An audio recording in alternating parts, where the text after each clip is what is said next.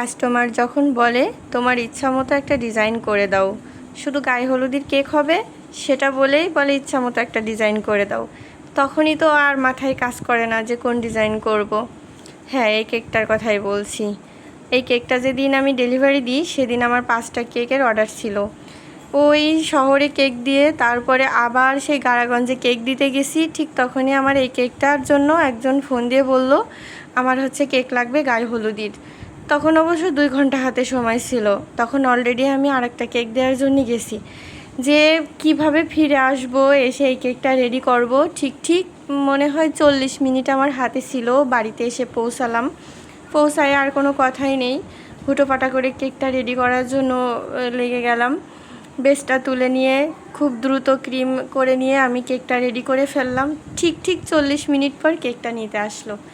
আসলে কি বলবো, মানে মাথায় এত প্রেশার, কী দিয়ে কী করব, কোন ডিজাইন করব মাথায় তো আসে না। কোনো কাস্টমার যদি ডিজাইন দেয় তখন হয়তো কম বেশি করে বোঝা যায় যে এরকম একটু ভালো একটু মন্দ হবে, এরকম সেম টু সেম যারা বলে, আসলে সেম টু সেম নিজের কাজও আর একবার সেম টু সেম হয় না। তারপরেও কাস্টমার কোনো ডিজাইন দিলে সেরকম হয়, সেরকমটা করার চেষ্টা করি।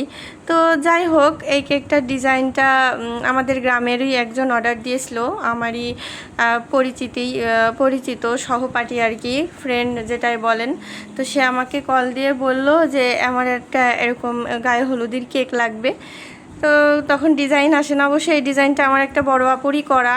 বড় আপু হচ্ছে এরকম একটা ডিজাইন কিছুদিন আগে করছিল দেখলাম, তো তারটাই আর কি, তার ডিজাইনটাই মাথায় এসলো এই মুহূর্তে হুটহাট করে, তো যে সে ডিজাইন করা যায় না। তো যাই হোক, কেমন হয়েছে অবশ্যই আপনারা কমেন্টে জানাবেন।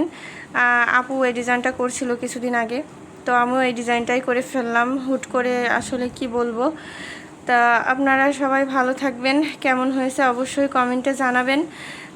আর কেউ যদি কেক অর্ডার করেন অবশ্যই মিনিমাম 1 দিন আগে কনফার্ম করবেন, আর আমার পেজটাকে ফলো দিবেন।